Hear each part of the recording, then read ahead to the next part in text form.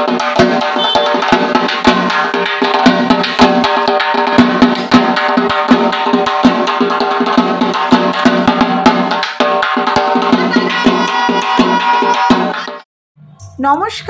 আশা করি আপনারা সবাই ভালো আছেন। আমরাও সবাই ভালো আছি। সমাজ লাইফস্টাইল আরেকটি নতুন ব্লগে আপনাদের স্বাগত। আজ 12ই এপ্রিল শুক্রবার। আজকে নীলষষ্ঠী। সারাদিনই মোটামুটি উপোস করেই থাকব। সন্ধেবেলায় বাড়িতে শিবের পুজো করে তারপর প্রত্যেক বছরের মতো এবারও উপোস ভাঙব। এই নীল পুজো বা অন্য পুজোতে মা যখন উপোস করত, সকাল থেকে বেশ আনন্দে থাকতাম বিকেল হলে মায়ের হাতে সাবু মাখা আর বেলের শরবত খাওয়ার জন্য। এদিকে বাড়ির আর বাইরের বাচ্চাদের জন্য মাছ সেদ্ধ আর ভাত বসিয়েছি। তারপর নিজে যখন মা হলাম, মা হাতে ধরে এই পুজোর নিয়মকানুনগুলো আমাকে শিখিয়ে দিয়েছে। সন্তানদের মঙ্গল কামনার জন্যই নাকি এই পুজো করা হয়ে থাকে। রাজা অফিস চলে গেছে, ওকে টিফিনে রুটি, আলু ভাজা আর একটা ফল দিয়ে দিয়েছি। এই প্রচণ্ড গরমে প্রত্যেক বছরের মতো এবছরও কিছু বাটিতে পরিষ্কার জল আর শুকনো খাবার নিয়ে আমি এই পশু পাখিদের জন্য রেখে দিই, যাতে এই পশু পাখিদের জল তেষ্টা পেলে ওরা যেন এসে ওদের তৃষ্ণাটা মেটায়। আমি বিশ্বাস করি শুধু উপোস করে পুজো আর্চা করলেই কিন্তু পুণ্য হয় না। এই অবলা পশু আর অসহায় মানুষদের জন্য যদি কিছু করা যায়, তবেই কিন্তু ভগবান তাদেরকে আশীর্বাদ করে। সব ভগবানের কাছেই কিন্তু একজন করে পশু থাকে, আর আজ মা ষষ্ঠীর বাহন মানে এদেরকেই পুজো করা হচ্ছে। আজ বিনোদ এসছে আমাদের পাশের বাড়ি পশমদের বাগানের দেখভাল করতে। ওখান থেকে কিছু সাদা ফুল আমাকে দিয়ে গেল পুজোর জন্য। নীলষষ্ঠী পুজোর সব কিছুই আমার কেনা হয়ে গেছে।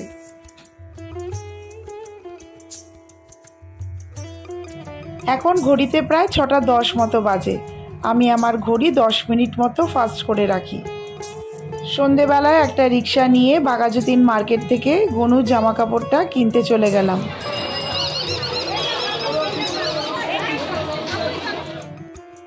প্রচণ্ড ভিড় মার্কেটে। পয়লা বৈশাখের কেনাকাটা চলছে। দেখা হয়ে গেল, দেখো বৌদি আর তিন্নির সাথে। এই দোকান থেকে আমি গনুর জামা কাপড় কিনি। বৌদি তুমি এখান থেকে ঠাকুরের জামা কাপড় কেনো না? একদম তাই, এই বৌদির থেকে আমিও গনুর জামা কাপড় নিই।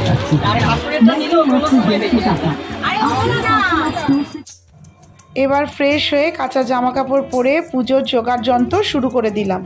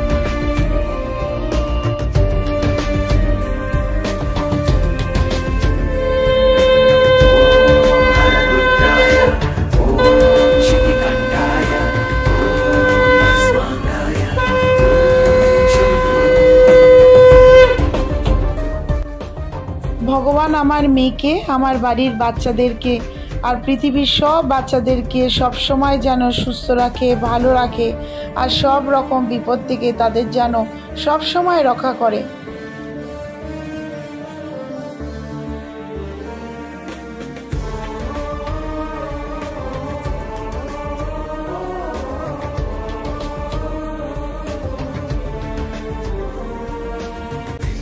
আমি আমার মন থেকে ভক্তি শ্রদ্ধা সহকারে আমি আমার বাড়ির ঠাকুরকে পুজো করি। এরপর যাব মন্দিরে, সেখানেও গিয়েও একটু পুজো দিয়ে আসব। মন্দিরে গিয়ে পুজো দিয়ে বাড়িতে এসে বাড়ির বাইরের বাচ্চাদেরকে আর বাড়ির বাচ্চাদেরকে আগে খেতে দিয়ে দিলাম। তারপর নিজেও একটু শরবত খেয়ে নিলাম। কাকিমাও উপোস করেছিল, তাই কাকু কাকিমা পার্থর হাত দিয়ে আমাদের সবার জন্য সাবু মাখা পাঠিয়ে দিয়েছে। আজ ডিনারে ছিল পরোটা, আলুর তরকারি, 2 রকমের মিষ্টি। সেটা রাজা আর মিনিকে খেতে দিয়ে দিলাম। ওরাও অল্প অল্প করে সাবু মাখা খেয়েছিল, কিন্তু আমি যেহেতু এক বাটি খেয়ে ফেলেছিলাম, সেই জন্য আলাদা করে আর পরোটা আলুর তরকারি খেলাম না। পেটটা বেশ ভরা ছিল।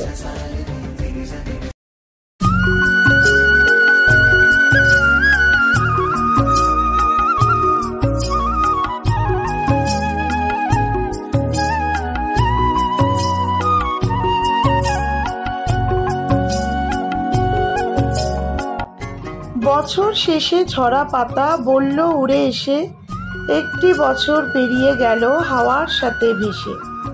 নতুন বছর এসেছে তাই তাকে যত্ন করে রেখো, স্বপ্নগুলো সত্যি করে সবাই ভালো থেকো।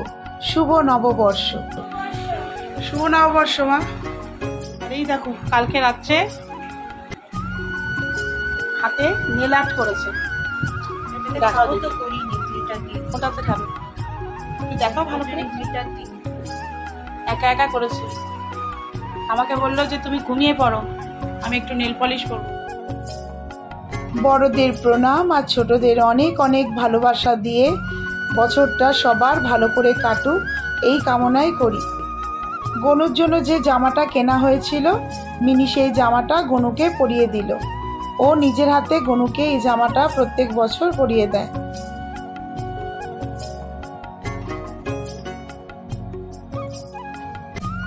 সকাল সকাল আমার রাজার মিনি স্নান হয়ে গেছে। স্নান করে সকাল সকাল আমরা ঠাকুরকে পুজো দিয়ে দিলাম।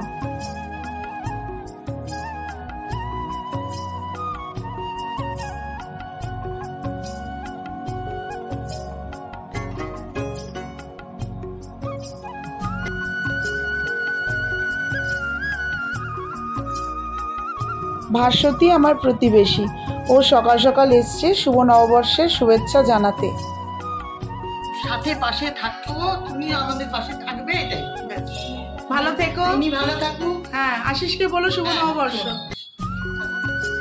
পয়লা বৈশাখের দিন সকালবেলা ভেবেছিলাম লুচি বা পরোটা খাওয়া যাবে, কিন্তু পরপর 2 দিন মানে নীল ষষ্ঠী আর চৈত্র সংক্রান্তির দিন যেহেতু নিরামিষ আর লুচি পরোটা খাওয়া হয়েছে, সেই জন্য পরের দিন মানে পয়লা বৈশাখের সকালবেলা আর কারোর খেতে ইচ্ছা করছিল না।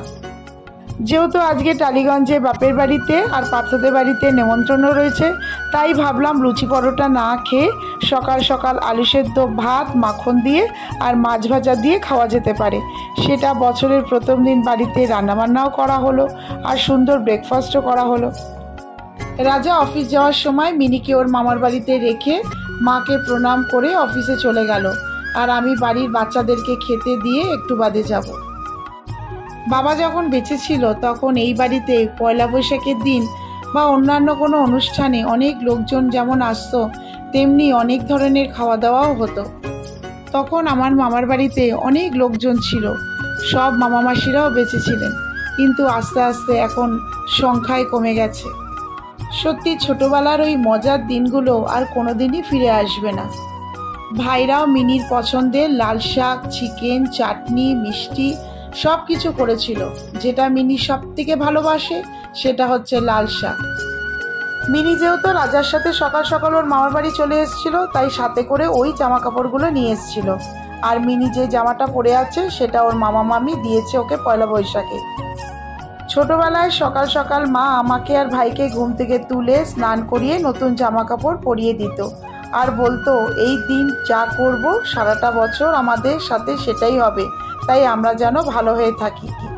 তারপর বাড়ির বড়দেরকে প্রণাম করে সন্ধেবেলা আমাকে আর ভাইকে নিয়ে বাবা মা যেত গড়িয়াহাটের দোকানগুলোতে, যেখানে সারা বছর আমরা কেনাকাটা করতাম, কারণ ওখান থেকে নিমন্ত্রণ কার্ড আসতো বাড়িতে।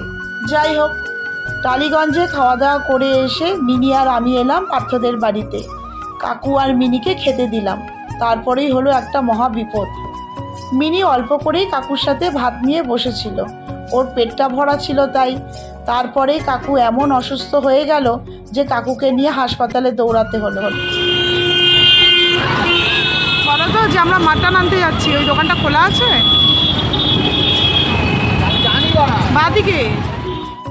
ঠাকুরের আশীর্বাদে কাকু সন্ধ্যের পর একদমই সুস্থ হয়ে গেছিল।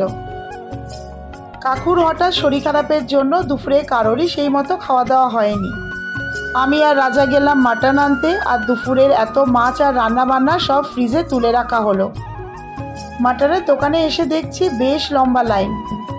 ততক্ষণে পার্থ এই দোকানে চলে এসছে। এই দোকানের লোকের সাথে ওর জানাশোনা আছে, তাছাড়া মাটনটাও খুব ভালো চেনেও। পাশেই হনুমানজির মন্দির। আমি আর রাজা মন্দিরে গেলাম ঠাকুরকে প্রণাম করতে। মন্দিরে প্রণাম করে যখন বেরাচ্ছি তখন গায়ে লাগানো যে পার্কটা, প্রচণ্ড ভিড় দেখলাম। সবাই ঘুরতে এসছে আর জায়গাটাও খুব সুন্দর করে সাজিয়েছে। কিন্তু প্রচণ্ড গরমে কোথাও আর ঘুরতে যেতে ভালো লাগছে না, মনে হচ্ছে বাড়িই ভালো।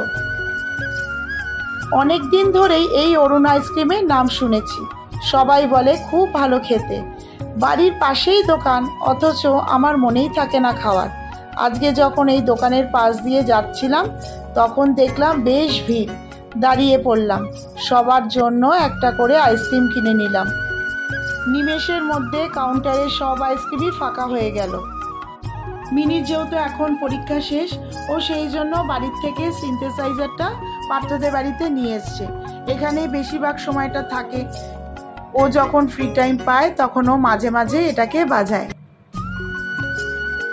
বলার অপেক্ষা রাখে না, পার্থ এবারও দারুণ মাটন রান্না করেছে। সবাই তৃপ্তি সহকারে ভাত আর মাটন খেলো।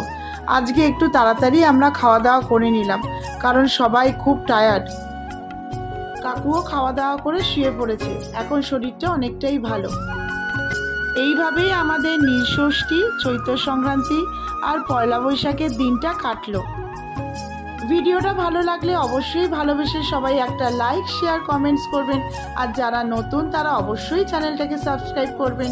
সবাই সুস্থ থাকবেন, ভালো থাকবেন। ধন্যবাদ।